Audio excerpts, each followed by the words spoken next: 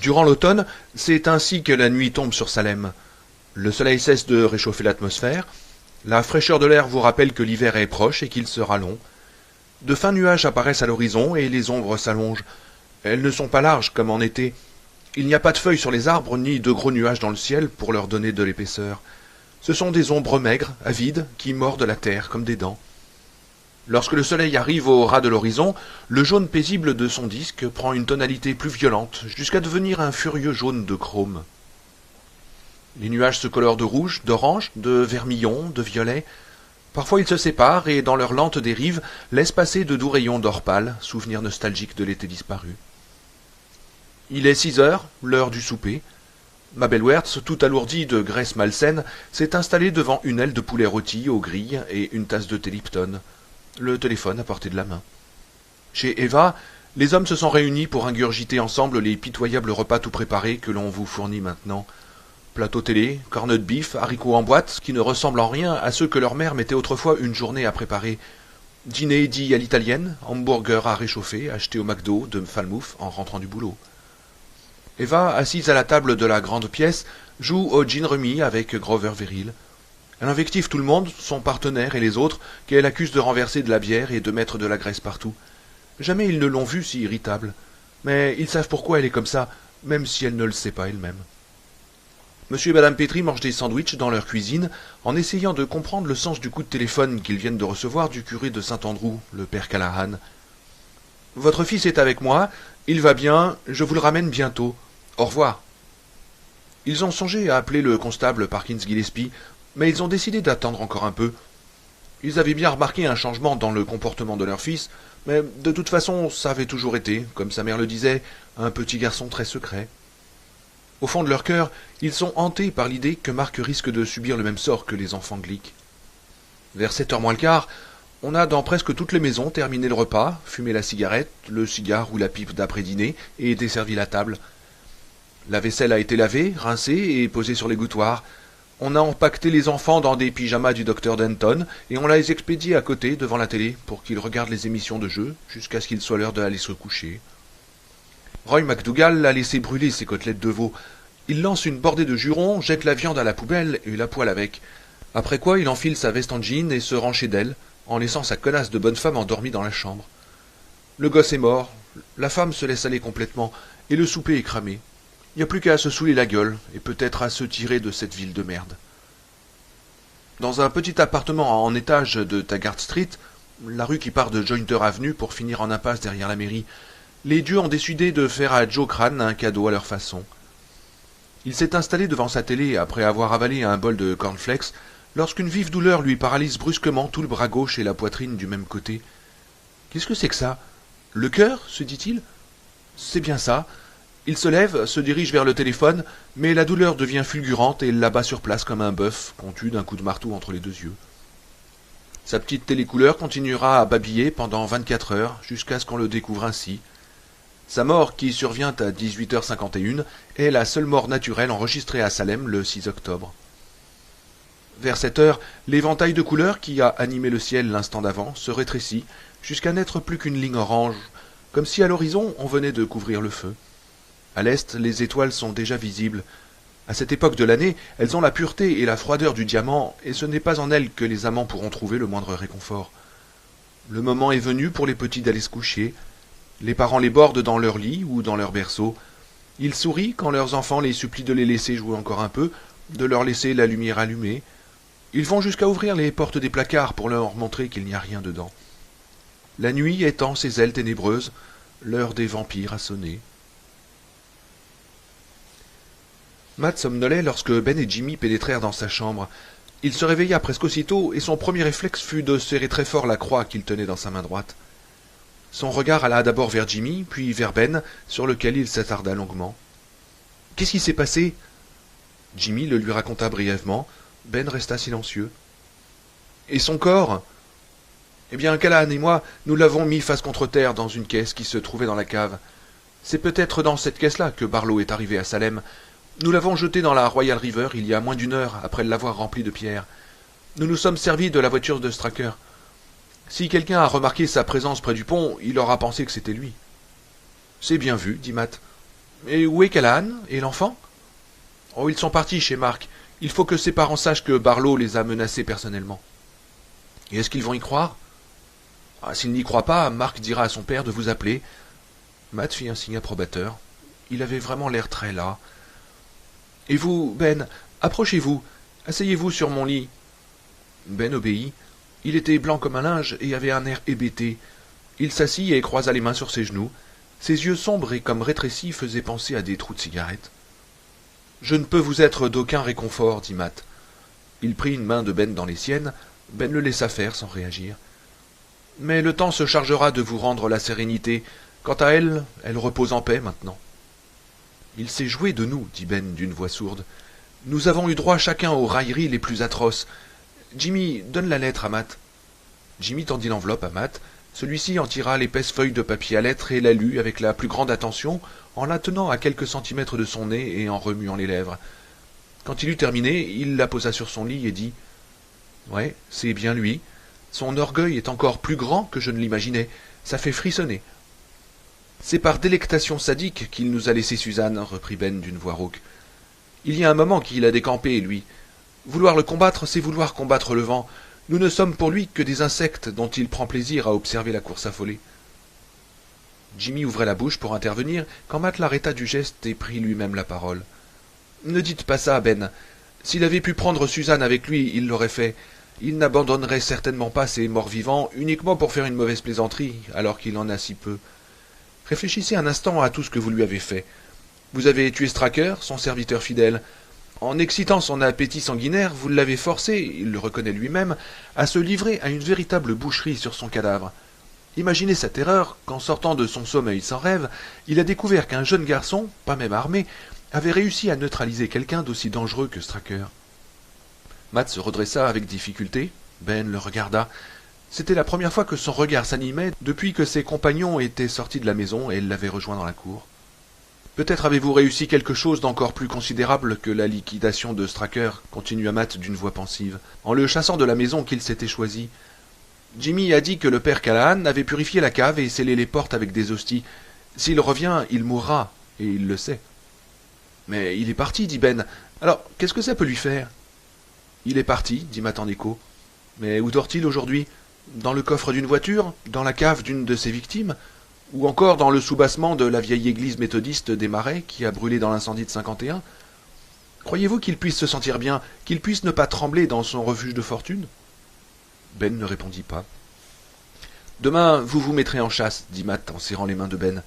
Vous vous efforcerez de débusquer non seulement Barlow, mais aussi toutes ces prises de la nuit, et il y en aura beaucoup, car jamais ils ne sont rassasiés.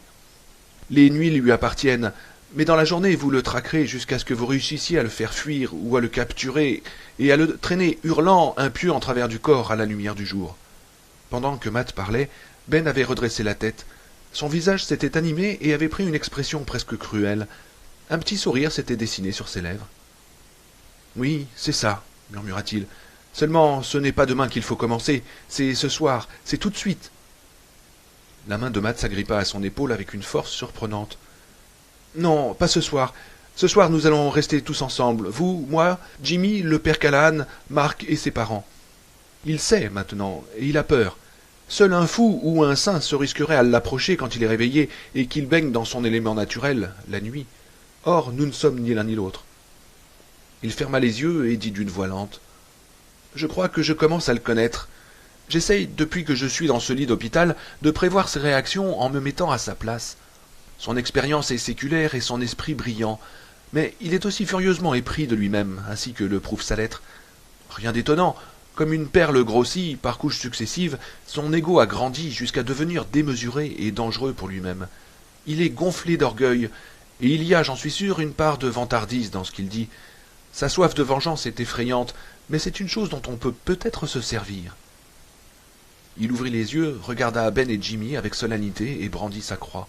« Cette croix va l'arrêter, lui, mais elle n'arrêtera peut-être pas ceux qu'il fait agir comme il a fait agir Floyd Tibbets. Il est possible qu'il essaye de s'attaquer à quelques-uns d'entre nous cette nuit, ou à nous tous. » Il regarda Jimmy. « Je crois que vous avez fait une erreur en envoyant Marc et le père Callahan chez les Petri. On aurait pu les prévenir par téléphone d'ici. Maintenant, notre petite équipe est scindée en deux, et je m'inquiète en particulier pour l'enfant. Jimmy, tu ferais bien de les appeler maintenant. J'y vais, dit Jimmy en se levant. Matt regarda Ben. Êtes-vous prêt à rester avec nous, à combattre avec nous? Oui, dit Ben d'une voix déterminée. Oui. Jimmy sortit de la chambre, parcourut le couloir et entra dans le bureau des infirmières. Il trouva le numéro des pétris dans l'annuaire, le composa rapidement, et l'estomac chaviré entendit au bout du fil non pas une sonnerie normale, mais un petit bruit continu de sirène. La ligne était hors service. Il les a eus, dit-il tout haut. L'infirmière-chef leva les yeux en entendant sa voix et fut effrayée par l'expression de son visage. Henri Petrie était un homme instruit. Il était diplômé du Massachusetts Institute of Technology et titulaire d'un doctorat de sciences économiques. Il avait abandonné un poste très honorable d'assistant de faculté pour entrer comme cadre administratif à la compagnie d'assurance La Prudence, non dans l'espoir de recevoir un traitement supérieur, mais par simple curiosité scientifique. Il voulait voir si certaines de ses idées sur l'économie se vérifiaient dans la pratique. Il avait réussi à en faire la démonstration. Il espérait pouvoir l'été suivant passer le certificat d'aptitude à la profession d'avocat et 2 ans plus tard l'examen probatoire. Son objectif était d'obtenir vers les années 80 de hautes responsabilités d'ordre économique dans le gouvernement fédéral. Il allait son chemin droit devant lui, faisant confiance à ses propres forces et aux lois de la physique, des mathématiques, de l'économie et, à un degré moindre, de la sociologie. Il écouta le récit que lui firent son fils et le curé de Saint-Andrew, en buvant à petits coups une tasse de café et en posant la question qu'il fallait chaque fois que les narrateurs s'embrouillaient un peu ou n'étaient pas clairs. Son calme semblait s'accroître en proportion des invraisemblances de l'histoire et de l'agitation de June, sa femme. Il était 7h moins 5 quand ils terminèrent. Henri Petrie fit connaître aussitôt son verdict en 4 syllabes péremptoires. Impossible. Marc poussa un soupir et dit en regardant Callahan. Je vous l'avais dit. Il le lui avait effectivement dit pendant le trajet qui les avait menés dans la vieille voiture de Callahan, de la cure à la maison des Petrie. Henri, est-ce que tu ne penses pas que nous... commença June Petrie. Attends, répliqua son mari. Et le geste qu'il fit semblait signifier que ce que pourrait dire sa femme n'avait que peu d'importance. Elle ne protesta pas, s'assit près de Marc, et lui entourant les épaules de son bras, l'éloigna légèrement de Callahan. L'enfant se laissa faire. Henri Petrie prit un air aimable pour s'adresser au père Callahan. Essayons de considérer les choses, qu'il s'agisse d'hallucinations ou de je ne sais quoi d'autre, en homme raisonnable. Il est à craindre que ce ne soit pas possible, dit Callahan avec une amabilité égale, mais nous pouvons essayer. Nous sommes venus vous trouver, monsieur Petrie, essentiellement parce que Barlow vous a menacé nommément, vous et votre femme. Mais avez-vous vraiment enfoncé un pieu dans le corps de cette jeune fille cet après-midi? Ce n'est pas moi qui l'ai fait, c'est monsieur Mears. Et le cadavre est-il toujours là-bas? Non, ils l'ont jeté dans la rivière. Mais si tout ceci est vrai, dit Petrie, vous avez impliqué mon fils dans une action criminelle. Êtes-vous conscient de ça? Oui, mais c'était nécessaire. Monsieur Petrie, vous n'avez qu'à téléphoner à Matt Burke dans sa chambre d'hôpital et... Oh, je suis sûr que votre ami confirmera vos dires, dit Petrie, toujours avec le même calme exaspérant. C'est cette espèce de contagion qui m'étonne le plus dans cette affaire de dérangement mental.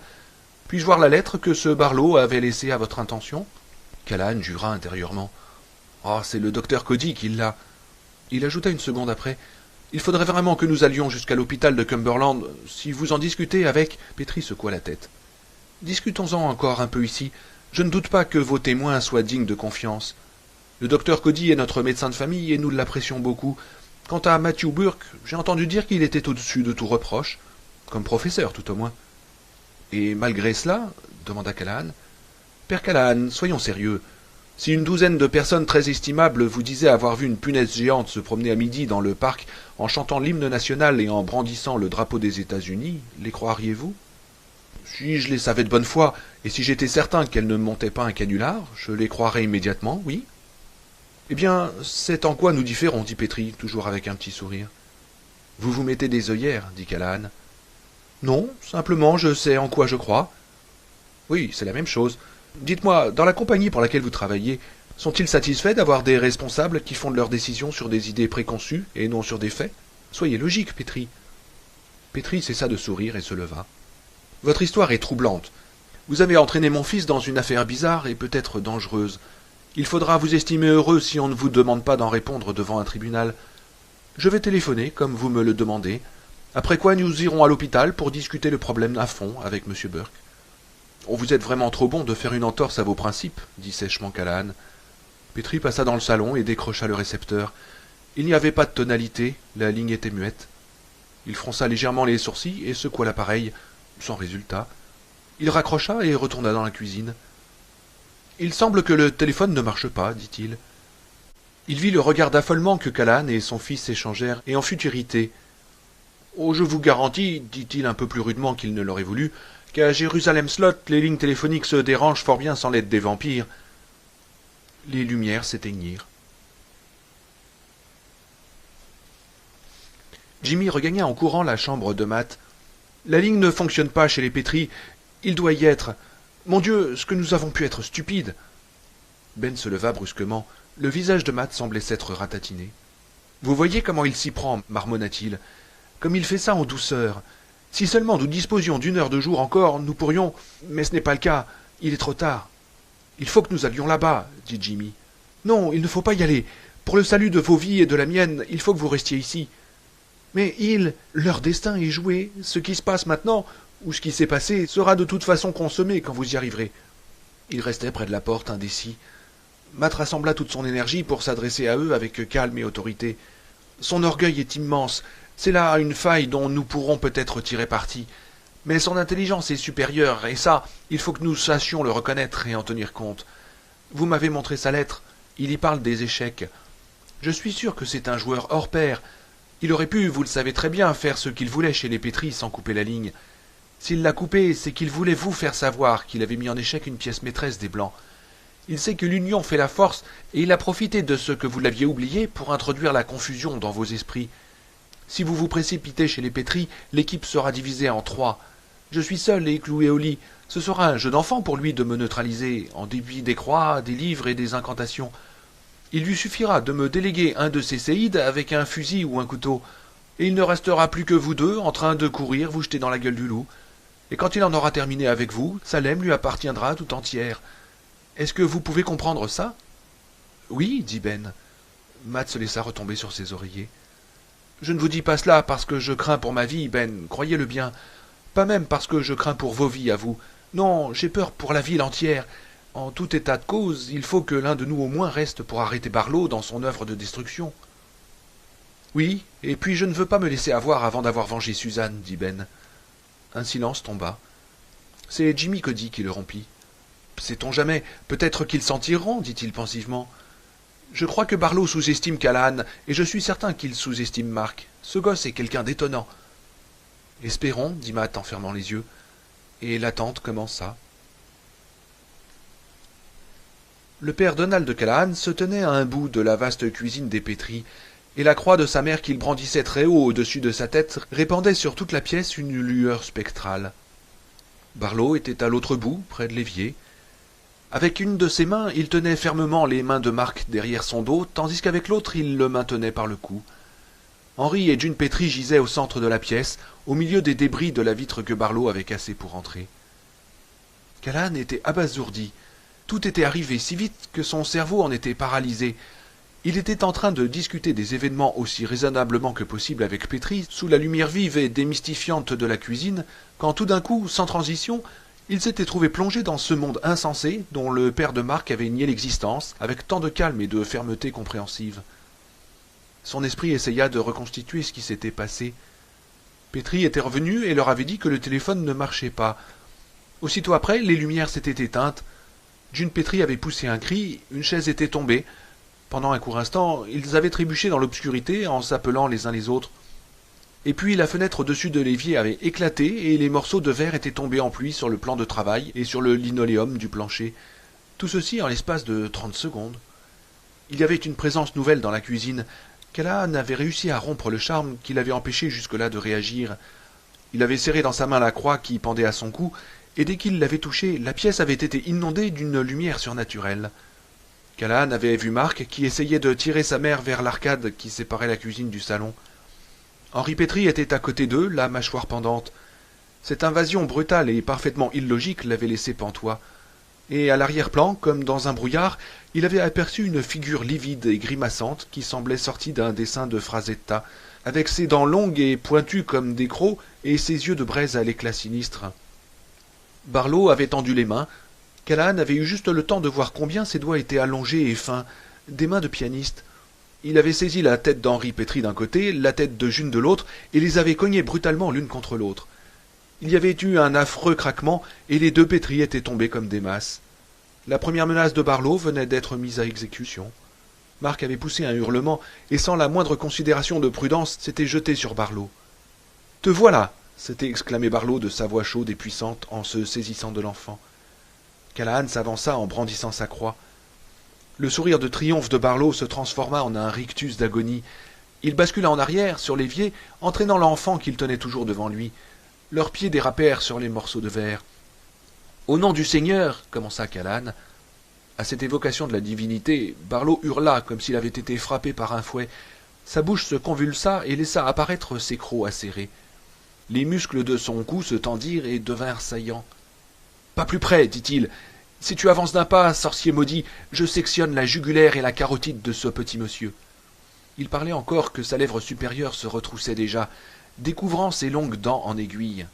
À peine sa menace proférée, il pencha brusquement la tête et se jeta sur le cou de Marc avec la promptitude d'une vipère, le manquant d'un quart de centimètre. Callahan cessa d'avancer. « Recule !» ordonna Barlow, qui avait retrouvé son sourire. Callahan recula lentement, tenant la croix devant lui, mais à hauteur de ses yeux pour pouvoir surveiller Barlow. Le crucifix brillait de mille feux, et Callahan sentait comme une force magnétique courir le long de ses bras et agir sur ses muscles.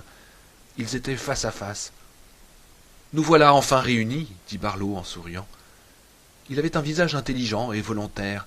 Ses traits étaient beaux, mais durs, encore que, vus sous certains angles, ils eussent pu paraître presque efféminés. Où Callahan avait-il déjà vu ce visage? Soudain, le souvenir lui revint, dans ce moment d'extrême terreur qu'il traversait. C'était Monsieur Flip, le croque-mitaine de son enfance, la chose qui se cachait dans le placard pendant la journée et qui sortait le soir dès que sa mère avait fermé la porte de la chambre. On ne permettait pas au petit Donald de garder la lumière allumée. Son père et sa mère s'accordaient à penser que la meilleure façon de vaincre ses peurs enfantines, c'était de les affronter et non d'essayer de composer avec elles. Et chaque nuit, à peine la porte refermée, dès que les pas de sa mère s'éloignaient dans le couloir, la porte du placard s'ouvrait, et il percevait, ou voyait vraiment, la mince figure blanche et les yeux de braise de Monsieur Flip. Il était là, de nouveau, sorti de son placard, avec son visage d'une blancheur clownesque et ses lèvres rouges et sensuelles, et il regardait Callahan de ses yeux luisants par-dessus l'épaule de Marc. « Et maintenant ?» dit Callahan. Il ne reconnut pas sa propre voix. Ses yeux ne quittaient pas les doigts de Barlow, ces longs doigts d'artiste qui tenaient serré la gorge de Marc. Il y avait de petites taches bleues dessus. « Ça dépend. Qu'est-ce que tu es prêt à donner en échange de cette petite saleté ?» Il tordit brusquement les bras de Marc derrière son dos, avec l'espoir que sa question serait ponctuée par un cri de l'enfant. Mais Marc ne lui donna pas satisfaction sur ce point. Il respira un peu plus fort, c'est tout. « Tu vas crier, » murmura Barlow, et ses lèvres se tordirent en une grimace de haine bestiale. « Tu vas crier à t'en faire éclater la gorge. »« Assez !» cria Callahan. « Dois-je vraiment m'arrêter ?» La haine avait disparu du visage de Barlow et avait fait place à un sourire d'une amabilité inquiétante. « Dois-je accorder un délai de grâce à cet enfant, le garder pour une autre nuit ?»« Oui. » D'une voix douce qui se voulait charmeuse, Barlow dit « Alors, il faut que tu acceptes de jeter ta croix et de lutter avec moi à armes égales. Le blanc contre le noir, ta foi contre la mienne. »« Oui, » dit encore Callahan, mais d'une voix déjà moins assurée. « Eh bien, fais-le donc. » Les lèvres sensuelles de Barlow s'étaient contractées. L'étrange lumière dans laquelle baignait la pièce faisait briller son front haut et dégagé. « Et vous le libéreriez? Comment voulez-vous que je vous fasse confiance? Autant mettre un serpent à sonnette sous ma chemise et lui demander de ne pas me mordre. »« Moi, je te fais confiance. Tiens, regarde. » Il lâcha Marc et leva ses mains en l'air. Elles étaient vides. Marc resta un instant sans bouger, incrédule, puis courut s'agenouiller auprès de ses parents sans jeter un regard du côté de Barlow. « Sauve-toi, Marc !» cria Callahan. « Sauve-toi !» Marc leva son regard vers lui. Ses yeux assombris par le chagrin lui dévoraient le visage. « Je crois qu'ils sont morts. Sauve-toi !» Marc se releva lentement et se tourna vers Barlow. « Bientôt, mon petit frère, » dit Barlow d'une voix pleine de bienveillance. « Très bientôt, toi et moi, nous... » Marc lui cracha au visage. « Barlow en eut le souffle coupé. Son expression douce et bienveillante, qui n'était qu'un masque, disparut immédiatement. La colère assombrit ses traits, et Callahan vit briller dans ses yeux une lueur de folie qui n'était pas seulement meurtrière. Il comprit que Barlow était habité par le désir sauvage de détruire aussi bien l'âme que le corps. « Tu as osé cracher sur moi » siffla-t-il, et tremblant de rage, il fit un pas en avant. « Arrière » cria Callahan en brandissant sa croix. Barlow hurla et couvrit son visage de ses mains. La croix brillait d'un feu céleste. Callahan aurait eu tout pouvoir sur lui s'il avait osé pousser son avantage à cet instant précis. « Je vous tuerai » dit Mark. L'instant d'après, il avait disparu, comme disparaît un remous dans une eau profonde. Barlow semblait être devenu plus grand. Ses cheveux, coiffés en arrière à la mode européenne, flottaient autour de sa tête. Il portait un costume sombre et une cravate lit de vin, impeccablement nouée. Présence fuligineuse, ténèbres au milieu des ténèbres, et dans tout ce noir, le feu inquiétant des prunelles cernées de rouge. « À toi maintenant de remplir tes engagements, misérable sorcier !»« Je suis un prêtre !» hurla Callahan. Barlow fit une courbette. « Monsieur l'abbé » dit-il d'un ton de dérision. Callahan ne parvenait pas à se décider. Pourquoi jeter la croix? Pourquoi ne pas le chasser et en rester là pour ce soir et demain? Mais au plus profond de lui-même, une voix lui disait que ne pas jouer franc jeu avec le vampire, c'était s'exposer à des dangers infiniment plus graves que tous ceux qu'il avait connus jusqu'à présent. S'il n'osait pas jeter la croix, cela signifiait qu'il admettait... Qu'il admettait quoi? Si seulement les choses n'allaient pas si vite, si seulement il avait le temps de peser le pour et le contre. Le rayonnement de la croix diminuait. Il la regardait, les yeux agrandis par la peur. Ses entrailles étaient comme nouées et son ventre traversé d'éclairs brûlants. Il redressa la tête et vit Barlow s'avancer vers lui avec un sourire presque voluptueux. « Va des rétros, dit-il d'une voix rauque en reculant lui-même d'un pas. « Je vous l'ordonne, au nom du Seigneur !» Barlow éclata d'un rire ironique. Le crucifix maintenant ne brillait presque plus. Deux petits filaments lumineux en forme de croix. L'ombre avait envahi la pièce et le visage du vampire n'était plus qu'un triangle blafard. Callahan recula encore d'un pas et sentit contre ses reins la table de cuisine que les pétris avaient placée le long du mur. « Impossible d'aller plus loin, » dit Barlow avec une désolation feinte. Dans ses yeux sombres brillait une joie infernale. C'est triste de voir un homme avoir une foi si chancelante. Enfin... La croix tremblait dans la main de Callahan, et brusquement elle perdit tout éclat. Ce ne fut plus qu'un morceau de plâtre, objet dérisoire acheté par sa mère, peut-être au rabais, dans une boutique de souvenirs de Dublin. Plus trace de cette puissance surnaturelle que Callahan sentait dans ses muscles l'instant d'avant, et qui lui aurait permis, lui semblait-il, de faire tomber les murs et de fendre en deux les rochers. Barlow jaillit de l'ombre et lui arracha la croix. Callahan poussa un gémissement d'angoisse, étrangement semblable au gémissement muet que poussait l'enfant qu'il avait été lorsqu'il se retrouvait seul avec M. Flip dans sa chambre obscure. Ce qu'il entendit ensuite allait le hanter pour le restant de ses jours. Deux petits claquements secs, les bras de la croix que Barlow brisait, l'un après l'autre, en un bruit mat, les morceaux de plâtre atterrissant sur le linoléum. « Dieu vous damne !» cria-t-il. « Pas de cinéma, s'il te plaît, » dit la voix de Barlow avec un accent de réelle tristesse. « Ce que tu dis ne correspond à rien. Tu as cessé de croire en ton Église, et tu le sais. La croix, le pain et le vin, le confessionnal, n'ont de valeur que par ce qu'ils représentent pour le croyant. Sans la foi, la croix n'est qu'un morceau de bois, le pain de la farine passée au four, et le vin du jus de raisin fermenté. Si tu avais jeté ton crucifix, tu aurais gardé tes chances de l'emporter sur moi. En un sens, je le souhaitais. Il y a longtemps que je n'ai pas rencontré d'adversaire à ma mesure. L'enfant te vaut 10 fois, faux prêtre. » Callahan vit des mains émerger de l'ombre et s'agripper à ses épaules avec une vigueur surprenante. « Tu accueilleras avec reconnaissance, j'en suis sûr, l'oubli que te procurerait ton entrée dans le monde des morts vivants. Les vampires n'ont pas de mémoire, ils n'ont que leur appétit insatiable et leur volonté de servir le maître. Je pourrais t'utiliser en t'envoyant auprès de tes amis, mais est-ce nécessaire? Sans toi pour les conduire, ils sont peu de choses. Et l'enfant les aura prévenus. Non, déjà quelqu'un d'autre est en route vers eux. Pour toi, faux prêtre, j'envisage un châtiment plus approprié. » Callahan se souvint des paroles de Matt. Il y a des choses qui sont pires que la mort. Il essaya de se dégager, mais les mains de Barlow lui tenaient les épaules comme dans un étau. Puis il sentit une main relâcher son étreinte. Il y eut un frottement d'étoffe, suivi d'un léger grattement, comme celui d'une lame sur quelque chose de mou. Les mains lui saisirent le cou. « Viens là, faux prêtre. que je t'enseigne la vraie religion. Prends ma communion. D'un seul coup, Callahan comprit tout. L'horreur l'envahit. Non, par pitié, pas ça. Mais les mains étaient implacables, et elles lui tirèrent la tête en avant, encore, encore. Et maintenant, monsieur l'abbé, susurra Barlow. Callahan, presque asphyxié par l'odeur de chair fétide, se retrouva la bouche pressée contre la gorge froide du vampire, où battait une veine ouverte. Il retint son souffle pendant ce qui lui parut être un siècle, un millénaire, une éternité, et se débattit sauvagement sans autre résultat que de se barbouiller les joues, le front, le visage entier du sang maudit. Et finalement, il but. Matt s'était assoupi, la bouche ouverte. Ben ferma la porte et éteignit la lumière. Jimmy s'étendit au pied du lit. Quand ils entendirent dans le couloir des pas hésitants, Ben se posta à l'entrée de la chambre, prêt à intervenir. Dès que la porte s'ouvrit et qu'une tête se montra, il se jeta en avant, cravata l'individu qui venait d'apparaître et lui pressa contre la joue la croix qu'il tenait à la main.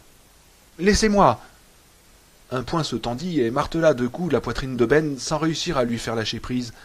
Matt, réveillé par le bruit, alluma le plafonnier et, clignant des yeux, aperçut Marc Petrie qui se débattait dans les bras de Ben. Jimmy se précipita vers Marc. Il allait embrasser l'enfant quand il fut pris d'une inquiétude subite. « Lève la tête !» Marc obéit et les trois hommes purent voir que son cou était intact. Jimmy se détendit. « Mon petit vieux, je crois que je n'ai jamais été aussi heureux de voir quelqu'un. Mais où est le père Callahan ?»« Je ne sais pas, » dit Marc d'un air sombre.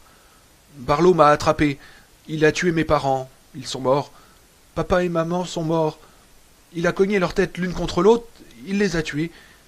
Et puis il m'a pris et il a dit au père Callahan qu'il me laisserait partir si le père Callahan promettait de jeter sa croix. Il a promis, je me suis sauvé. Mais avant de m'en aller, j'ai craché sur Barlow. J'ai craché sur lui et je lui ai dit que je le tuerais. » Il était encore près de la porte, tout chancelant. Son front et ses joues étaient couverts d'égratignures. Il avait coupé par les bois en prenant le petit chemin où Danny Glick et son frère avaient fait leur fatale rencontre. En traversant Taggart Stream, il était entré dans l'eau jusqu'aux genoux et son pantalon était trempé. Il avait fait du stop, mais était incapable de se rappeler qu'il l'avait ramassé. Il ne se rappelait qu'une chose, c'est que la radio de la voiture était allumée. Ben était figé d'horreur. Il ne trouva pas de mots pour exprimer ce qu'il ressentait. « Mon pauvre garçon, » dit Matt avec douceur, « tu as été bien courageux. » Brusquement, la figure de Marc se décomposa. Ses yeux se fermèrent, sa bouche se mit à trembler. « Maman, maman !» Il fit quelques pas en vacillant.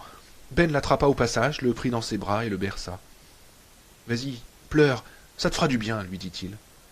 Et l'enfant laissa libre cours à ses larmes. Le père Donald Callahan partit au hasard des rues. Combien de temps marcha-t-il ? Il aurait été bien incapable de le dire. Il commença par se diriger en titubant vers le centre de la ville, en empruntant Jointer Avenue, sans plus penser à sa voiture qu'il avait garée dans le chemin des Pétris. Tantôt il marchait en zigzag au milieu de la rue, tantôt il s'avançait en chancelant le long de la chaussée. À un moment donné, une voiture arriva droit sur lui. Ses phares étaient comme des disques lumineux qui grandissaient, et puis l'avertisseur se mit à rugir et la voiture fit une embardée de dernière minute dans un hurlement de pneus. Une autre fois, il tomba dans le fossé. Il était à la hauteur du feu de circulation à clignotant jaune quand il se mit à pleuvoir. Il n'y avait personne dans les rues pour remarquer son passage. Salem s'était barricadé pour la nuit, encore plus étroitement que d'habitude. Le restaurant de routier était vide, et chez Spencer, Miss Coogan, assise près de sa caisse, lisait la confession d'une vedette dans un magazine féminin qu'elle avait pris sur l'inventaire. Dehors, au-dessous de la pancarte éclairée qui figurait un chien bleu en plein élan, une enseigne lumineuse disait en grosses lettres rouges « Autocar, arrêt ». Les gens ont peur, pensa-t-il. Ils avaient en effet toutes les raisons d'avoir peur. La part la plus instinctive d'eux-mêmes avait flairé le danger, et ce soir les portes à Salem étaient verrouillées comme elles ne l'avaient pas été depuis des années, si même elles n'avaient jamais été ainsi. Il était seul dans les rues. Il était le seul à n'avoir rien à craindre. Comme c'était drôle. Il rit tout fort d'un rire de fou qui ressemblait à un sanglot. Aucun vampire ne s'attaquerait à lui. À d'autres peut-être, mais pas à lui. Le maître l'avait marqué de son sceau, et tant que le maître ne revendiquerait pas son bien, il serait libre. Le clocher de Saint-Andrew surgit de l'obscurité. Il eut une hésitation, puis se dirigea vers l'église. Il allait prier toute la nuit s'il le fallait. Il ne s'adresserait pas au Dieu d'aujourd'hui, celui des ghettos, de la conscience sociale et des repas gratuits, mais au Dieu d'autrefois, celui qui avait dit par la voix de Moïse qu'il fallait chasser les sorcières, celui qui avait permis à son propre fils de se lever d'entre les morts. Donne-moi une seconde chance, Seigneur. Je ferai pénitence ma vie durant, mais je t'en conjure, une seconde chance. Il trébucha sur les marches, sa soutane était pleine de boue et son visage maculé du sang de Barlow. Arrivé en haut des marches, il resta un instant immobile, puis tendit la main vers la poignée de la porte centrale. À peine l'avait-il touché qu'un éclair bleu jaillit et qu'il se sentit rejeté en arrière avec violence.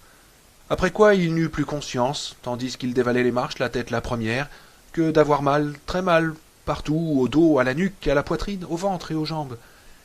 Il se retrouva au bas des marches, tout tremblant, sous la pluie, la main en feu.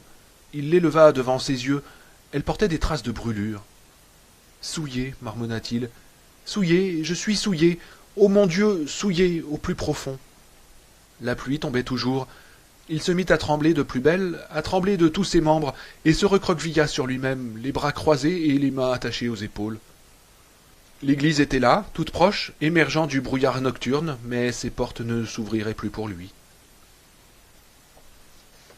Mark Petrie s'assit sur le lit de Matt, à l'endroit précis où Ben s'était assis lorsqu'il était arrivé avec Jimmy.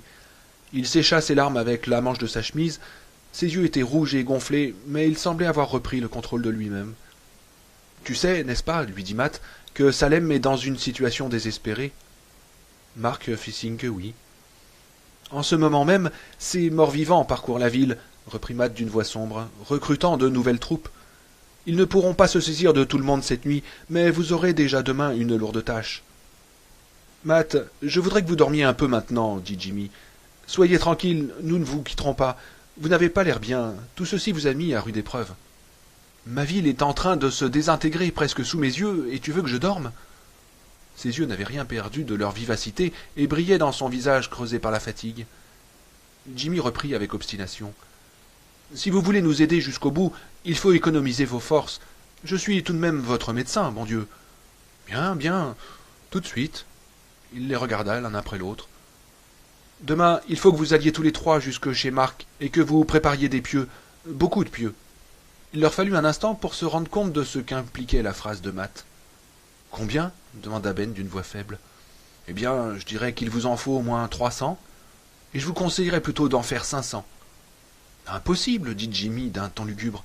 Ils ne peuvent pas être si nombreux que ça. »« Les morts-vivants sont toujours assoiffés, dit Matt d'une voix calme. Il faut que vous vous attendiez au pire. Restez toujours ensemble, ne prenez pas le risque de vous séparer, même pendant la journée. Faites comme les éboueurs, commencez par un bout de la ville et finissez par l'autre. On n'arrivera jamais à les repérer tous, gémit Ben, même si on y travaille du petit jour à la tombée de la nuit. Alors tâchez d'en faire le maximum, Ben. Et puis dites-vous bien que les gens commenceront peut-être à vous croire. Certains viendront même vous aider, si vous les mettez en face de la réalité. Et quand la nuit sera là de nouveau, vous aurez réussi à défaire une grande partie de ce qu'il aura fait. Il soupira. Il faut malheureusement nous faire à l'idée que le père Callan est perdu pour nous. C'est un rude coup, mais qui ne doit pas nous décourager. Et puis, faites attention, soyez toujours prêts à mentir. Si on vous enferme, que ce soit à l'asile ou dans une prison, il en sera très content. Vous n'y avez peut-être pas encore songé, mais vous feriez bien d'y songer maintenant. Il y a toutes les chances pour que notre survie et notre triomphe éventuel ne nous servent qu'à nous faire accuser de meurtre devant un tribunal. Il chercha le regard de Ben, de Jimmy et de Mark. Ce qu'il vit dut le satisfaire, car il concentra très vite son attention sur Mark. « Tu sais quelle est la tâche la plus importante à accomplir, n'est-ce pas ?»« Oui, dit Mark. C'est tuer Barlow. » Matt eut un petit sourire. « Tu mets malheureusement la charrue devant les bœufs. Il s'agit d'abord de le trouver. » Il lui jeta un regard scrutateur. « As-tu vu, entendu, senti, touché quelque chose ce soir qui puisse nous aider à le localiser ? Réfléchis bien avant de répondre. Tu sais mieux que personne que c'est une question vitale. » Mark se mit à réfléchir. Ben n'avait jamais vu personne obéir aussi scrupuleusement à une injonction. Il avait la tête penchée, le menton dans le creux de la main et les yeux fermés. On sentait qu'il passait en revue, avec la plus grande minutie, tous les détails de sa rencontre avec Barlow. Il ouvrit finalement les yeux, jeta un regard circulaire sur les trois hommes et secoua la tête. « Rien ?» Le visage de Matt s'affaissa, mais il ne perdit pas espoir. Une feuille accrochée à son costume, un flocon de fleurs de roseau dans le revers de son pantalon. De la boue sur les chaussures, un fil sur sa manche. Il tapa du poing sur son lit avec désespoir. Dieu du ciel, est-il donc aussi lisse qu'un œuf? Les yeux de Marc s'élargirent brusquement. Quoi donc? Dit Matt en saisissant l'enfant par l'épaule. Qu'est-ce que c'est? À quoi as-tu pensé? De la craie bleue, dit Marc. Il me tenait le cou avec son bras, comme ça, et je voyais sa main. Il a des doigts très longs et très blancs, et sur 2 de ses doigts j'ai vu des traces de craie bleue. Des toutes petites traces. De la craie bleue, dit Matt pensivement. Une école, dit Ben. C'est le plus probable. Pas le lycée, en tout cas, dit Matt. Nos craies viennent de chez Denison, une maison de Portland. Ils ne nous donnent que du blanc et du jaune. J'en ai sous les ongles et sur mes vêtements depuis que je suis professeur à Salem. Les salles de dessin, suggéra Ben. Non, on ne donne au lycée que des cours d'art graphique. Les élèves se servent d'encre, jamais de craie. Marc, es-tu sûr que c'était... De la craie, oui, absolument, dit-il en hochant la tête. Je crois bien qu'il y a des professeurs de sciences qui se servaient de craie de couleur, reprit Matt. Mais où pourrait-on se cacher au lycée? Vous avez vu, Ben, tout est sur un seul niveau, et il y a des vitres partout. Dans l'économat, c'est un va-et-vient continuel, et on peut dire la même chose de la chaufferie. Et dans la salle de théâtre, derrière la scène? Matt haussa les épaules. C'est vrai que c'est sombre, mais si c'est Mrs. Rodin qui prend en charge le cours d'art dramatique à ma place, il y aura tout le temps du monde dans le secteur, et ce sera un risque énorme pour lui. Il doit le savoir. Et les écoles primaires? Demanda Jimmy. On doit faire du dessin aux petits, et je parierais bien $100 qu'on y utilise des craies de couleur à l'appel. L'école primaire de Stanley Street, répondit Matt, a été construite avec un financement analogue à celui du lycée. Elle correspond, comme lui, aux conceptions que l'on a maintenant des bâtiments scolaires. Sa taille est en rapport avec l'effectif des élèves et elle est sur un seul niveau. On a mis partout des baies vitrées pour faire entrer le soleil. Ce n'est pas du tout le genre d'endroit où celui que nous cherchons irait se réfugier. Les vampires aiment les maisons d'autrefois, sombres, un peu crasseuses, comme l'école de Brook Street, dit Marc. Oui, dit Matt en regardant Ben. L'école de Brook Street est un bâtiment en bois qui possède un rez-de-chaussée, 2 étages et un sous-sol, et qui a été construit à peu près en même temps que Marston House. Au moment où on a lancé l'emprunt pour la construction de la nouvelle école, beaucoup de gens ont dit qu'il y avait de sérieux risques d'incendie à l'école de Brook Street, et c'est ce qui a permis à l'emprunt de réussir. 2 ou 3 ans auparavant, une école avait brûlé dans le New Hampshire. Je me souviens, murmura Jimmy, à Cobbs Ferry, n'est-ce pas? Oui, 3 enfants avaient péri carbonisés. Et l'école de Brook Street est-elle encore ouverte? Demanda Ben. Seulement le rez-de-chaussée, de la maternelle au cours moyen. Quand on a voté la construction de la nouvelle école, il était entendu que l'ancienne serait entièrement évacuée dans les 2 ans qui suivraient. Et Barlow pourrait-il s'y cacher? Je pense que oui, dit Matt comme à regret. Le premier et le second sont pleins de salles de classe vides. Les fenêtres ont été bouchées avec des planches pour éviter que les enfants ne cassent les carreaux avec des pierres. Alors c'est là, dit Ben. Sûrement. On dirait, oui, admit Matt. Il avait l'air très las. Mais ça paraît trop simple. De la craie bleue, murmura Jimmy, les yeux dans le vague. Je ne sais pas, dit Matt d'un air absent. Je ne sais vraiment pas. Jimmy ouvrit sa sacoche et en sortit une petite bouteille de pilule. Prenez-en 2 avec un peu d'eau, dit-il. Tout de suite. Non, il y a encore trop de choses à discuter. Trop de problèmes pour que nous prenions le risque de vous perdre, dit Ben d'une voix ferme. Maintenant que le père Callahan n'est plus avec nous, vous nous êtes doublement précieux. Faites ce qu'il vous dit. Marc alla chercher un verre d'eau dans le cabinet de toilette et Matt céda de mauvaise grâce. Il était 10h15. Le silence s'installa dans la chambre. Ben se dit que Matt avait l'air vraiment très vieux maintenant, comme si son visage avait reçu tout d'un coup l'empreinte d'une vie entière de misère et de souffrance. Je m'inquiète pour lui, dit Jimmy à voix basse. Je croyais qu'il n'avait eu qu'une attaque sans gravité, dit Ben. Un avertissement, pas vraiment une crise cardiaque. Oh, l'occlusion n'a pas été très importante, reprit Jimmy. Mais une seconde crise serait grave. On risque maintenant l'occlusion majeure. Cette affaire va le tuer si on n'en vient pas à bout très rapidement. Il prit le poignet de Matt et lui tâta le pouls avec douceur, presque avec tendresse. Et ça, ce serait tragique. Ils attendirent que le jour vienne autour du lit de Matt, chacun ayant son tour de garde. Matt dormit la nuit entière et Barlow ne se montra pas. Il avait affaire ailleurs. Miss Coogan était plongée dans un récit intitulé « J'ai essayé d'étrangler notre bébé » qu'elle avait trouvé dans Confession de femme lorsque la porte s'ouvrit. Son premier client faisait son apparition. Elle n'avait jamais vu une soirée aussi morne. Même Ruthie Croquette et ses petites copines ne s'étaient pas montrées comme d'habitude pour prendre un ice cream soda au comptoir. Elle ne lui manquait pas celle-là. Et même Loretta Starcher ne s'était pas arrêtée pour prendre le New York Times. Il était encore là, bien plié sous le comptoir. Loretta était la seule personne de Jérusalem Slot à acheter régulièrement le Times.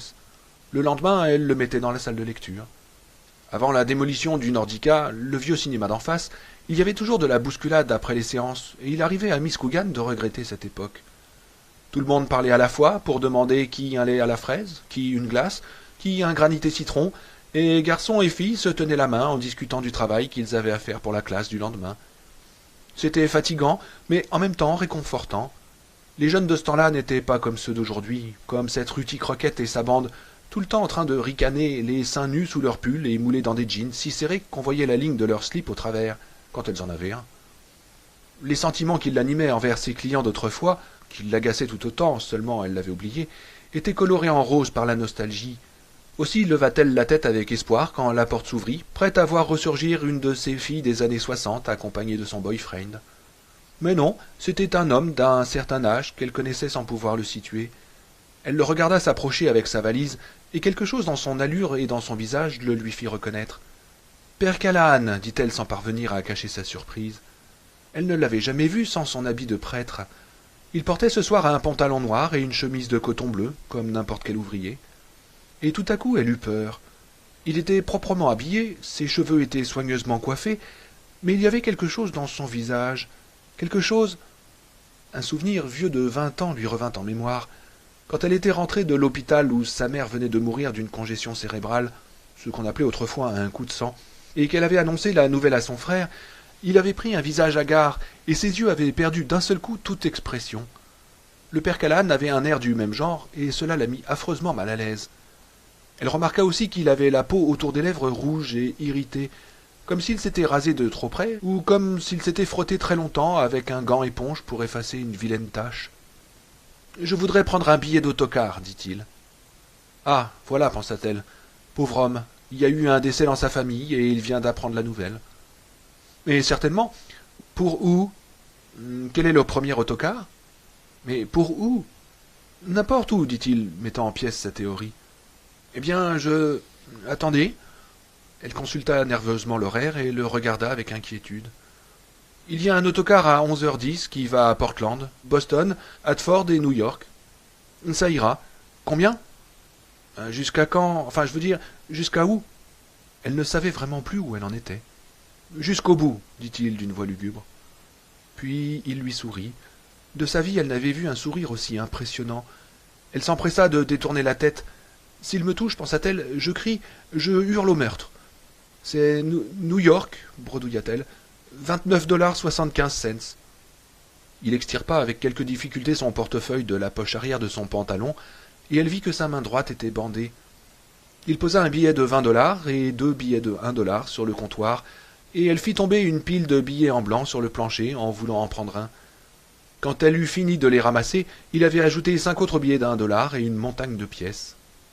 Elle remplit le billet aussi vite qu'elle put, mais ce n'était pas encore assez vite. Elle sentait peser sur elle son regard mort. Après avoir tamponné le billet, elle le poussa à travers le comptoir pour n'avoir pas à lui toucher la main. « Il faut que vous attendiez dehors, père Callahan. Je ferme dans 5 minutes. » Elle passa la main sur le comptoir et fit tomber les billets et les pièces dans le tiroir-caisse sans même les compter. « Très bien, dit-il en fourrant le billet dans sa poche de poitrine. Puis il dit sans la regarder. « Et le Seigneur a mis sa marque sur Caïn afin que quiconque le trouverait ne le tue pas. Et Caïn s'en alla de la face du Seigneur et demeura comme un fugitif sur la terre, à l'est d'Éden. » C'est ce que dit l'Écriture, Miss Coogan, et c'est la parole la plus dure que contienne la Bible. « Ah, vraiment ?» dit-elle. « Je suis désolé, père Callahan, mais il faut absolument que vous attendiez dehors. Monsieur Labri va arriver dans 1 minute, et il n'aime pas que je... » « Oui, bien sûr, dit-il. Et il se dirigea vers la porte, mais au bout de quelques pas, il s'arrêta et se tourna vers elle. Elle ne put soutenir son regard de pierre. « Vous habitez Falmouth, n'est-ce pas, Miss Coogan ?»« Oui. »« Vous avez une voiture ?»« Oui, naturellement. Père Callahan, je regrette d'être obligé de nouveau de vous demander d'attendre l'autocar dehors. Rentrez le plus vite possible chez vous ce soir, Miss Coogan. Mettez la fermeture de sécurité à toutes vos portes et ne prenez personne en route. Personne. Ne vous arrêtez même pas si c'est quelqu'un que vous connaissez. »« Je ne prends jamais personne en stop, dit Miss Coogan dignement. Et une fois que vous serez chez vous, gardez-vous de reprendre le chemin de Jérusalem Slot, continua Callahan en la regardant fixement. Le mal est dans Salem, maintenant. Elle dit d'une voix faible. Je ne sais pas de quoi vous parlez, mais il faut que vous attendiez votre autocar dehors. Oui, oui, d'accord. Et il sortit. Elle prit conscience tout d'un coup du calme qui régnait dans le drugstore, un calme absolu. Se pouvait-il que pas une seule personne ne soit venue depuis que la nuit était tombée, à l'exception du père Callahan? Mais oui, pas une. Le mal est dans Salem maintenant. Elle couvrit son comptoir et éteignit les lumières. La nuit pesait sur Salem. À minuit moins 10, un coup de klaxon prolongé tira brutalement Charlie Rhodes de son sommeil et le fit se dresser sur son séant. C'était son bus. Il comprit aussitôt. Ah, les petits salauds! Les gosses lui avaient déjà joué des tours du même genre. Il les connaissait bien, ces petits emmerdeurs. Ils avaient réussi une fois à lui crever un pneu avec des allumettes. Il avait tout de suite deviné qui avait fait le coup. Ce ne pouvait être que Mike Pilbrook et Odie James. Et il ne s'était pas gêné pour les dénoncer à cette poule mouillée de proviseurs. Il n'avait pas besoin de les avoir vus pour savoir que c'était eux. Toujours ce bruit d'avertisseur à vous rendre fou. Il n'y allait pas de main morte, et la batterie devait se décharger à toute allure. Tut, tut, tut. Bande de petits cons, chuchota-t-il en se laissant glisser de son lit et en attrapant son pantalon dans le noir. S'il allumait, il mettrait les petits merdeux en fuite, ce qui était la dernière chose à faire. Il enfila sa chemise et prit la vieille raquette de tennis appuyée contre le mur. Cette fois-ci, il les tenait, bon Dieu, et il ne les lâcherait pas avant de les avoir bien rossés. Il sortit par la porte de derrière et fit le tour de la maison pour rejoindre l'endroit où était garé le grand bus jaune. Ils allaient voir à qui ils avaient affaire. À la guerre, on appelait ça de l'infiltration, et il savait ce que ça voulait dire. Il s'immobilisa un instant derrière le laurier rose pour observer le bus sans se faire repérer.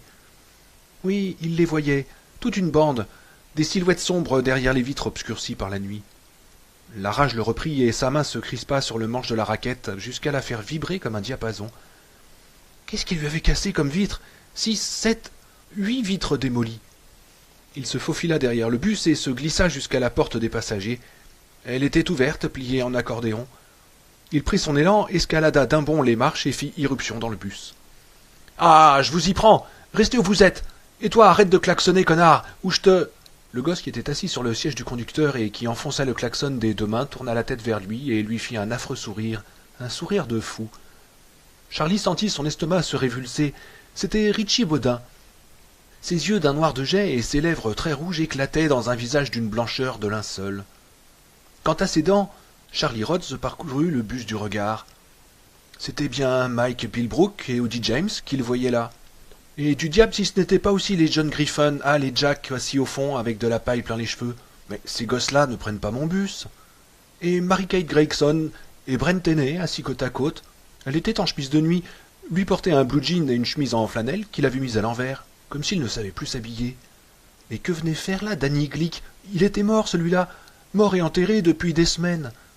Sa main laissa échapper la raquette de tennis. Richie Baudin, souriant toujours de son affreux sourire de fou, appuya sur le levier en métal chromé qui commandait la fermeture de la porte. Alors tous se dressèrent de leur siège. « Non, dit-il en essayant de sourire. Voyons, les gosses, il y a mal donne. C'est moi, Charlie Rhodes, vous... » Mais son sourire s'était transformé en un rictus d'angoisse. Il secouait désespérément la tête, tendait les mains vers eux pour leur montrer que c'était lui, le bon vieux Charlie, qui ne leur voulait pas de mal. Il s'avançait vers lui. Il fit un pas en arrière et se retrouva le dos coincé contre la grande vitre fumée du pare-brise. « Non, pas ça, dit-il d'une voix qui n'était plus qu'un souffle. Ils s'approchaient toujours, sans cesser de sourire.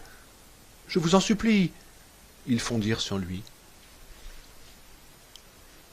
Eva Miller avait fait un rêve étrange, mais pas précisément un cauchemar. C'était pendant l'incendie de 1951. Le ciel était comme chauffé à blanc par les flammes, sauf à l'horizon où il restait d'un bleu très pâle. Ralph était toujours en vie et il luttait pour sauver la fabrique. Mais tout ça était très confus, puisque Ed Craig était déjà là, alors qu'elle ne l'avait rencontré qu'à l'automne 54. Elle observait l'incendie de la fenêtre de sa chambre et elle était nue. Des mains lui saisissaient les hanches par derrière. La vitre ne reflétait rien, mais elle reconnaissait ses mains rudes et bronzées sur sa peau blanche et lisse. C'était Ed. Elle essayait de lui dire « Ed, pas maintenant, c'est trop tôt, il y a encore 9 ans à attendre. » Mais les mains se faisaient plus hardies. Elle lui caressait le ventre, jouait avec son nombril, puis, aussi habile qu'entreprenante, s'emparait de ses seins. Elle voulait lui dire qu'ils étaient devant la fenêtre, que n'importe qui pourrait les voir de la rue, mais les mots restaient coincés dans sa gorge. Elle sentait ses lèvres remonter le long de son bras, glisser sur son épaule et s'arrêter sur son cou avec une insistance voluptueuse. Elle sentait ses dents s'enfoncer dans la chair de sa gorge et la mordre jusqu'au sang. Elle essayait de nouveau de protester. « Pas de suçon, je t'en prie, Ralph va le voir. » Mais elle ne parvenait pas à dire quoi que ce soit, elle n'en avait même plus envie. Elle se moquait bien de se montrer nue et impudique, les passants pouvaient la reluquer autant qu'ils voulaient. Tandis que les lèvres et les dents d'Ed s'acharnaient sur son cou, le regard d'Eva, devenu rêveur et lointain, se perdait dans les flammes. La fumée, maintenant très noire, remplissait le ciel et transformait le jour en nuit. Des braises et des flamèches brillaient çà et là, comme des fleurs pourpres dans une jungle obscure. Et puis ce fut la nuit. La ville avait disparu, mais le feu crépitait toujours et faisait jaillir de l'obscurité 1000 formes changeantes. Un visage surgit dont les contours semblaient avoir été tracés avec du sang. Un nez aquilin, des yeux brûlants, profondément enfoncés dans leurs orbites, des lèvres sensuelles et des cheveux ramenés en arrière, à l'artiste, pour dégager le front. Le buffet rustique, dit d'une voix lointaine, ce ne pouvait être que sa voix à lui, celui qui se trouve au grenier. Il fera très bien l'affaire. Ensuite nous nous occuperons de l'escalier, il faut tout prévoir. Et puis il n'y eut plus de voix, plus de feu. Plus que la nuit et elle, Eva, qui rêvait ou qui allait rêver. Elle pressentit vaguement que ce rêve durerait longtemps et qu'il serait doux, mais qu'il laisserait un arrière-goût amer comme les eaux du l'été. Elle entendit de nouveau une voix, celle d'Ed cette fois. « Viens, chérie, réveille-toi, il faut faire ce qu'il dit. »« Ed ? C'est toi, Ed ?» Le visage qui se penchait sur le sien n'était pas un visage de flamme, il était au contraire terriblement pâle et étrangement vide. Et pourtant elle l'aimait encore, son Ed, plus que jamais, et elle avait envie de son baiser. « Viens, vite, Eva. »« Est-ce que je rêve, Ed ?»« Non, ce n'est pas un rêve. » Elle eut peur soudain, mais rien qu'un instant, le temps de comprendre, et quand elle eut compris, elle sentit naître en elle une faim insatiable. Elle jeta un coup d'œil dans le miroir et ne vit que le reflet de la chambre, vide et silencieuse. La porte du grenier était fermée à clé, et la clé se trouvait dans le dernier tiroir de la commode, mais cela n'avait aucune importance. Ils n'avaient plus besoin de clé à présent. Ils se glissèrent comme des ombres entre la porte et le chambranle. À 3 heures du matin, le sommeil est profond, et la circulation se fait lente, comme si le sang s'épaississait. Ceux qui dorment à cette heure-là sont bénis des dieux, mais malheur à ceux qui veillent. À 3 heures du matin, il n'y a pas de milieu entre l'oubli et le désespoir. C'est alors que le monde se montre sans phare, et qu'on s'aperçoit qu'il n'est qu'une putain borgne et sans nez. Comme au château de la mort rouge d'Edgar Poe, la gaieté n'est plus qu'une façade. L'horreur est chassée par l'ennui, et l'amour n'existe qu'en rêve. Parkins Gillespie se leva de son bureau, sur lequel s'étalait un jeu de patience figurant une horloge, et se traîna jusqu'à la cafetière. On eût dit un gorille miné par quelque maladie pernicieuse. Il avait entendu des cris pendant la nuit, l'étrange mugissement d'un klaxon et un bruit de pas précipités, mais il n'était pas sorti voir ce qui se passait. Ses traits tirés et ses yeux cernés trahissaient assez les pensées sombres qui l'habitaient. Il portait une croix autour du cou, ainsi qu'une médaille de Saint-Christophe et un emblème de la paix. Il ne savait pas au juste pourquoi il les avait mis, mais ça le réconfortait. Il se disait que, s'il arrivait à tenir jusqu'au jour, il partirait, laissant son insigne de constable sur l'étagère, à côté de son porte-clés. Mabel Wertz s'était assise à sa table de cuisine, devant une tasse de café refroidi. Pour la première fois depuis des années, ses stores étaient baissés, et elle avait remis les capuchons sur les lentilles de ses jumelles. Pour la première fois depuis 60 ans, elle souhaitait ne rien voir, ne rien entendre. Tout ce que rapportait la rumeur publique était étrange et inquiétant, et elle était bien décidée à ne pas y prêter l'oreille. Il y avait encore un certain nombre de gens à Salem qui n'avaient pas été touchés par les événements. C'étaient le plus souvent des célibataires, sans parents ni amis. Beaucoup d'entre eux ne savaient même pas que des choses anormales s'étaient passées dans leur ville. Cependant, ceux qui ne dormaient pas avaient éprouvé le besoin d'allumer leur lumière. Toutes ces fenêtres éclairées durent surprendre les voyageurs cette nuit-là, et il y en eut sûrement pas mal, des gens qui allaient à Portland ou vers d'autres villes plus au sud. Ils durent s'étonner de voir tant de lampes allumées à une heure aussi indue dans une petite ville qui par ailleurs ressemblait en tout point aux autres. Sans doute ralentirent-ils pour essayer de repérer un incendie ou un accident, et ne trouvant ni l'un ni l'autre, continuèrent-ils leur route sans y penser davantage. Mais le plus curieux dans toute cette histoire, c'est ceci. Aucun des habitants de Salem qui ne dormaient pas ne connaissait la vérité. Quelques-uns la subodoraient, mais leurs soupçons n'étaient qu'embryonnaires. Et pourtant ils étaient tous allés chercher au fond des tiroirs, dans les malles du grenier, dans les coffres à bijoux, les objets de piété qu'ils possédaient. Ils avaient fait cela involontairement, comme un homme qui fait un long voyage en voiture se met à chanter sans s'en rendre compte. Désemparés, inquiets, ils allaient lentement d'une pièce à l'autre, allumaient toutes les lumières, mais ne regardaient pas par les fenêtres. Il ne fallait surtout pas qu'ils regardent par les fenêtres. Quels que fussent les bruits, les dangers réels ou imaginaires, les terreurs de l'inconnu, il y avait pire encore. Regarder la Gorgone dans les yeux. « Hé, mon vieux !» cria le chauffeur de l'autocar. « Nous sommes à Hartford !» Callahan regardait par la grande vitre fumée. Les premières lueurs de l'aube rendaient plus étrange encore ce paysage inconnu. À l'heure qu'il était, ils devaient rentrer dans leur terrier. « Je sais, dit-il. L'arrêt est de 20 minutes. Vous avez le temps de descendre et d'aller prendre un sandwich. » Callahan chercha maladroitement son portefeuille, et quand il l'eut trouvé, faillit le laisser tomber. Il fut étonné de constater que sa main brûlée ne lui faisait plus mal, qu'elle était devenue insensible. Il aurait préféré souffrir. Au moins, quand on souffre, on a l'impression de vivre. Tandis que ce goût de charogne qui lui restait dans la bouche, ce goût fade et écœurant de pommes pourries, la mort, ce n'était donc que ça? Oui, ce n'était que ça, et c'était bien assez terrible. Il tendit un billet de 20 $ au chauffeur. « Pouvez-vous m'acheter quelque chose à boire ?»« Monsieur, le règlement. »« Oh, naturellement, vous garderez la monnaie. Une petite bouteille suffira. »« Oh, je ne veux pas d'histoire dans mon car. Nous serons à New York dans 2 heures. Là-bas, vous pourrez vous envoyer tout ce que vous voudrez. Absolument tout. » « C'est ce qui vous trompe, l'ami, » pensa Callahan. Il regarda de nouveau dans son portefeuille pour voir ce qui lui restait. Un billet de 10, un autre de 5 et 2 billets de 1 $. Il ajouta le billet de 10 à celui de 20 et de sa main bandée les tendit au chauffeur. « Une petite bouteille, ce sera parfait. Et naturellement, vous garderez la monnaie. » Le chauffeur regarda les billets, puis les yeux creux et cernés du prêtre. Pendant un instant, il eut l'impression que c'était à un crâne et non un visage qu'il voyait, et c'était à un mort et non à un homme qu'il parlait. 30 $ pour une petite bouteille? Vous êtes ma boule, mon vieux. Il prit cependant l'argent et le fit disparaître dans sa poche. Au moment de descendre, il se retourna. « Mais pas de bêtises, je ne veux pas d'histoire dans mon car. » Callahan hocha docilement la tête, comme un petit garçon qui écoute une admonestation méritée. Le chauffeur lui lança un dernier regard, puis descendit. « Du torboyau, voilà ce qu'il me faut, » pensa Callahan. « Quelque chose qui fasse passer ce goût douceâtre, ou qui au moins me le fasse oublier en attendant que je puisse boire pour de bon. » Il allait falloir boire, boire encore, boire toujours. Il se sentait prêt à s'effondrer, à éclater en sanglots, mais les larmes ne venaient pas.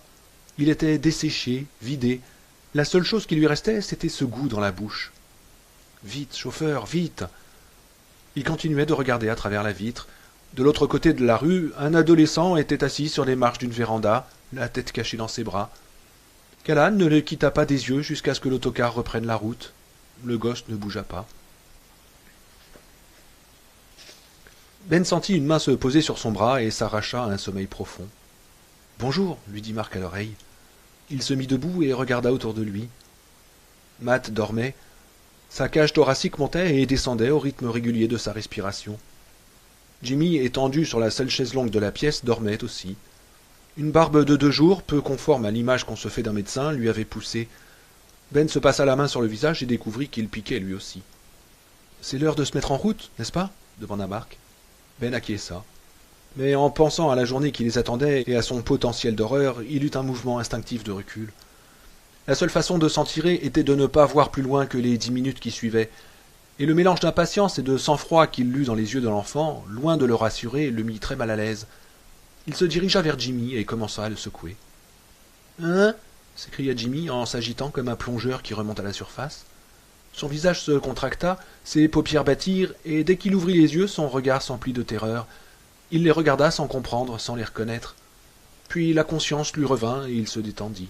« Oh, je ne savais plus où j'étais. » Marc hocha la tête d'un air compréhensif. Jimmy regarda par la fenêtre. « Le jour !» s'exclama-t-il, s'émerveillant devant la lumière comme l'avare devant un tas de pièces d'or. Il se leva, s'approcha de Matt et lui prit le pouls. « Ça va ?» demanda Marc. « Ça va mieux qu'hier soir en tout cas, » dit Jimmy. « Ben, je voudrais qu'on s'en aille par l'ascenseur de service, pour le cas où quelqu'un aurait vu Marc la nuit dernière. Il ne faut pas prendre de risques. »« On peut laisser M. Burke tout seul ?» demanda Marc. « Il le faut bien, » dit Ben. « Je lui fais confiance pour savoir se débrouiller sans nous. Nous ne pouvons pas laisser passer encore une journée sans rien faire. Barlow, évidemment, ne demanderait pas mieux. Ils parcoururent le couloir sur la pointe des pieds et empruntèrent l'ascenseur de service.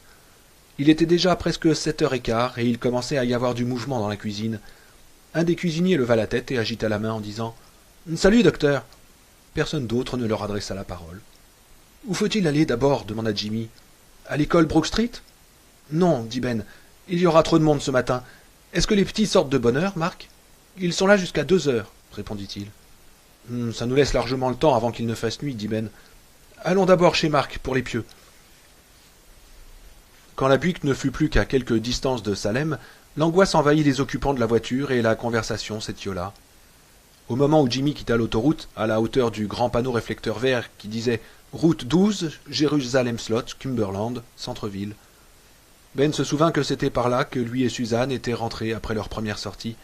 Elle avait voulu voir un film avec une scène de poursuite en voiture.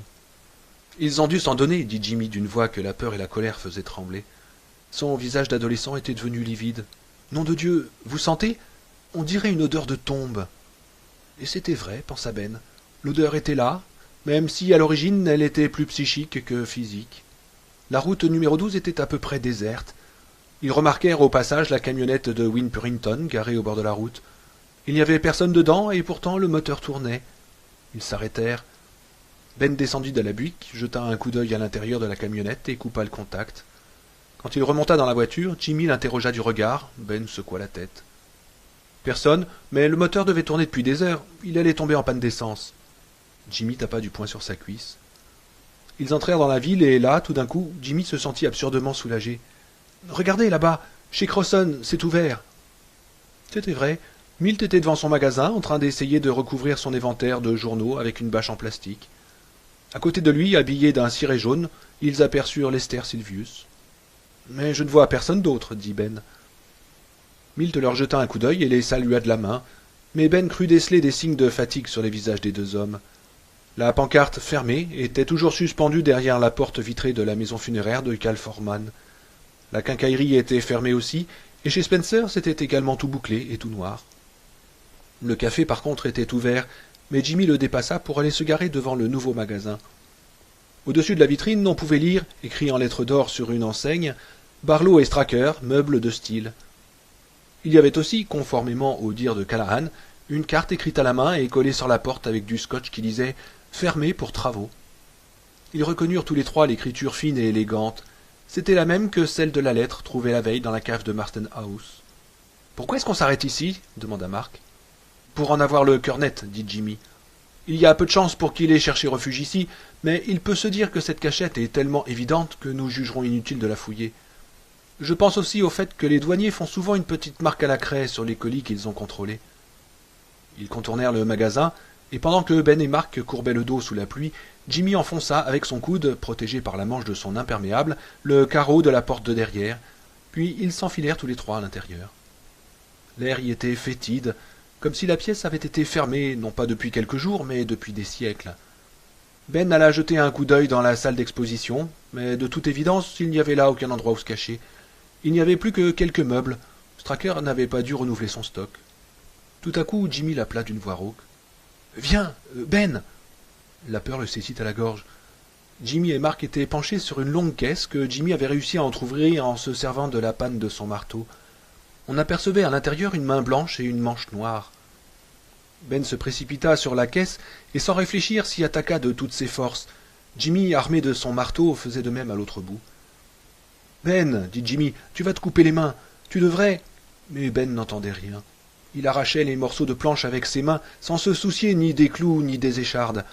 Il la tenait cette fois, la sangsue gluante de la nuit, et lui, Ben, allait lui enfoncer le pieu dans le cœur, comme il l'avait enfoncé dans le cœur de Suzanne. Il allait... Il arracha encore une autre planche et découvrit le visage livide de Mike Ryerson. Ils restèrent un moment figés, puis poussèrent tous ensemble un grand soupir. On eût dit qu'une brise légère traversait la pièce. « Qu'allons-nous faire maintenant » demanda Jimmy. « Le mieux serait d'abord d'aller chez Marc, » dit Ben d'une voix altérée par la déception. « Nous savons maintenant que c'est à l'école qu'il se trouve, mais nous n'avons toujours pas préparé nos pieux. » Ils remirent à leur place tant bien que mal les planches cassées. « Montre-moi tes mains, dit Jimmy, elles saignent. »« Oh, plus tard, dit Ben. Allons-y. » Ils sortirent et sans rien dire refirent le tour de la maison, heureux de se retrouver en plein air. Ils remontèrent dans la buick et Jimmy s'engagea dans Jointer Avenue pour rejoindre le quartier résidentiel, un peu au-delà du centre-ville et de ses quelques magasins. Ils arrivèrent chez Mark presque plus vite qu'ils ne l'auraient souhaité. La vieille guimbarde du père Callahan était garée devant la maison, derrière la petite Pinto décapotable d'Henri Petrie. À la vue de la voiture de son père, Mark prit une longue inspiration et détourna les yeux. Son visage était devenu livide. « Je ne peux pas y aller, » murmura-t-il. « Excusez-moi, je vous attendrai dans la voiture. »« Oh, tu n'as pas besoin qu'on t'excuse, Mark, » dit Jimmy. Il se gara, coupa le moteur et descendit de voiture. Ben hésita un instant, puis posa la main sur l'épaule de Mark. « Est-ce que tu vas pouvoir tenir le coup ?»« Oui, bien sûr. » Mais ça n'avait pas l'air d'aller très fort. Son menton tremblait et son regard s'était creusé. Il se tourna subitement vers Ben, les yeux pleins de larmes. « Couvre-les, tu veux bien ? Si tu trouves leur corps, couvre-les, » dit-il d'une voix étranglée par la douleur. « Ok, compte sur moi. »« Au fond, c'est mieux comme ça, reprit-il. Peut-être que mon père aurait fait un excellent vampire, ou peut-être qu'il serait devenu un second Barlow. Il réussissait si bien tout ce qu'il entreprenait, peut-être trop bien, justement. »« Essaie de ne pas trop y penser, » dit Ben. Et il eut honte d'avoir trouvé des paroles de réconfort aussi dérisoires. Mark lui sourit tristement. « Le tas de bûches est derrière la maison, dit-il. Ça ira plus vite si vous vous servez du tour de mon père qui se trouve à la cave. »« D'accord, mais ne t'en fais pas, enfin, le moins possible. » Mais l'enfant avait détourné la tête et s'essuyait les yeux sur sa manche. Ben et Jimmy passèrent par derrière, montèrent les quelques marches et pénétrèrent dans la maison. « Callahan n'est pas ici, » dit Jimmy d'un ton de certitude. Ils avaient fouillé la maison de fond en comble. Ben dut se forcer pour se rendre à l'évidence. Barlow l'a eu, lui aussi, se résolut-il à dire. Il regarda les débris de croix qu'il avait ramassés. C'était la croix de Callahan. Il ne leur restait plus que ça de lui. Ben et Jimmy en avaient retrouvé les morceaux à côté des corps des Petrie. Les têtes d'Henri et de June Petrie avaient été envoyées l'une contre l'autre avec une telle force qu'ils en avaient eu le crâne fracassé. Ben, se rappelant la force surhumaine de Mrs. Glick, fut pris d'une soudaine envie de vomir. « Viens, dit-il à Jimmy, il faut qu'on couvre les corps. Je l'ai promis à Mark. » Ils enlevèrent la housse du canapé et l'étendirent sur les corps. Ben essaya de ne pas les regarder et de ne pas penser à ce qu'ils faisaient, mais c'était impossible. Quand ils eurent fini, Ben remarqua qu'une des mains de June Petrie, une main soignée aux ongles vernis, dépassait de la housse en tissu imprimé à des corps de bouquets printaniers. Il la repoussa de la pointe du pied en s'efforçant de résister à la nausée qu'il gagnait. On distinguait parfaitement sous la housse la forme des corps. Il n'y avait pas moyen de s'y tromper. Il se souvint en les regardant des photos de la guerre du Vietnam où on voyait aussi des morts, tantôt écroulés sur le lieu du combat, tantôt portés dans d'affreux sacs de caoutchouc noir qui ressemblaient absurdement à des sacs de golf. Ils prirent chacun une brassée de bûches, de frênes et descendirent l'escalier menant au sous-sol. La cave avait été le royaume d'Henri Petrie, et tout y reflétait sa personnalité.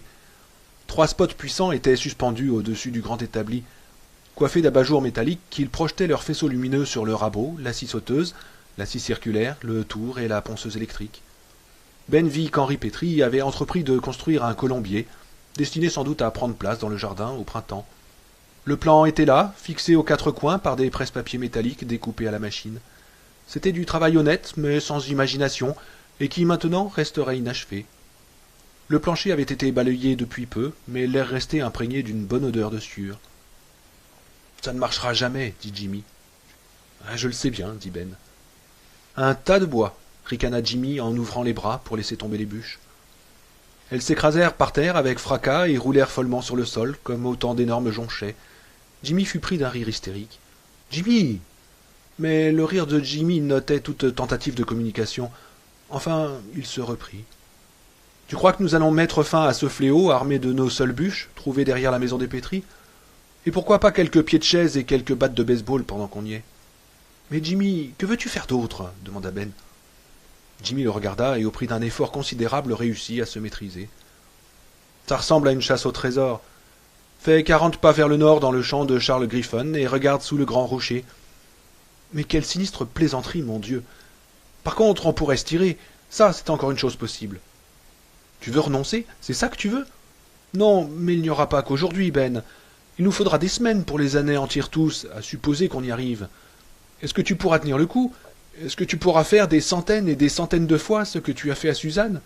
Est-ce que tu iras les chercher jusque dans leurs placards et leurs terriers puants, Est-ce que tu auras la force de les traîner dehors, hurlant et gigotant, et de leur enfoncer ton pieu dans le cœur?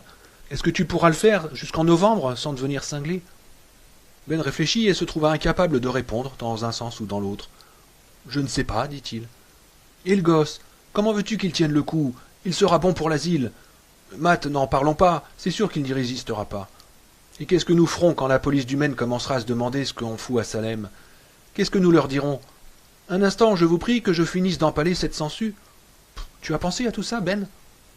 Comment veux-tu que j'y ai pensé? Nous n'avons jamais eu le temps d'y réfléchir. Ils se rendirent compte soudain qu'ils étaient là, face à face, en train de s'affronter violemment. Oh là, dit Jimmy, attends, doucement. Ben baissa les yeux. Pardonne-moi. Non, c'est de ma faute. Il faut dire qu'on est sous pression. Barlow doit compter là-dessus pour nous faire perdre les pédales. Il passa la main dans ses cheveux roux et jeta un coup d'œil distrait autour de lui. Son regard se fixa sur un objet posé sur l'établi, à côté du plan d'Henri Pétri. Il le prit, c'était un crayon gras. Peut-être que c'est comme ça qu'il faut faire, dit-il pensivement. Comment? Écoute, Ben, tu vas rester ici et te mettre à fabriquer des pieux. Si on veut réussir, il faut s'organiser. Toi, tu seras le chef de production. Marc et moi, nous ferons de la recherche. Nous fouillerons systématiquement la ville, et nous les trouverons comme nous avons trouvé Mike. Je marquerai au crayon gras les endroits où ils se sont réfugiés, et demain nous y retournerons avec les pieux. Est-ce qu'ils ne vont pas voir les marques et filer ailleurs? Oh, je ne crois pas. Mrs. Glick ne m'a pas semblé avoir beaucoup de suite dans les idées. Je pense qu'ils obéissent surtout à leur instinct. Il se pourrait qu'ils finissent par se douter de quelque chose et par mieux se cacher, mais au début ils se laisseront prendre à tous les coups, j'en suis sûr. Et pourquoi est-ce que je n'irai pas à moi? Parce que je connais la ville, et que la ville me connaît, comme elle a connu mon père. Les habitants de Salem encore en vie aujourd'hui se cachent dans leur maison. Si c'est toi qui frappes à leur porte, ils ne répondront pas. Alors que si c'est moi, la plupart ouvriront. Et puis je connais les bonnes cachettes, les huttes où s'abritent les vagabonds du côté des marais, et les sentiers où vont se planquer les amoureux. Tu ne connais pas tout ça, toi? Mais sais-tu comment on fait marcher un tour? Oui, Jimmy avait raison, c'était évident. Et pourtant Ben ne put s'empêcher de se sentir coupable d'éprouver un tel soulagement à la pensée qu'il n'aurait pas à les affronter, eux. Ok, on s'y met, et il est midi passé. Ben alla vers l'établi, puis s'arrêta et regarda Jimmy. Si tu veux attendre une demi-heure, je pourrais te donner 5 ou 6 pieux à emporter avec toi. Jimmy réfléchit un instant, puis baissa les yeux. Je pense que demain serait... Ok, bon, d'accord, vas-y. Pourquoi est-ce que tu ne reviendrais pas ici vers 3 heures? À cette heure-là, l'école sera déserte et on pourra aller y jeter un coup d'œil. Entendu. Jimmy traversa la pièce et commença à monter les marches. Quelque chose, l'ombre d'une idée ou d'une intuition, le fit se retourner. Il voyait Ben à l'autre bout de la cave, travaillant sous la lumière crue des spots si parfaitement alignés. Quelque chose, et puis ce fut tout. Il descendit quelques marches. Ben arrêta le tour et le regarda. « Il y a autre chose ?»« Ouais, dit Jimmy. Je l'avais sur le bout de la langue, mais je n'arrive pas à m'en souvenir. » Ben fronça les sourcils. « Quand j'étais dans l'escalier et que je me suis retourné pour te regarder, il y a eu un déclic, mais maintenant c'est parti. »« Et c'était important ?»« J'en sais rien. » Il se dandinait d'une jambe sur l'autre, essayant de rattraper son idée. C'était la vue de Ben penché sur le tour, sous les spots, qui l'avait déclenché. Mais rien n'y fit, plus il y pensait et plus l'idée se dérobait. Il monta l'escalier, s'arrêta encore une fois. À la fois distante et familière, l'idée le poursuivait tout en refusant de se laisser apprivoiser. Il traversa la cuisine, sortit de la maison et se dirigea vers sa voiture. La pluie n'était plus qu'une bruine.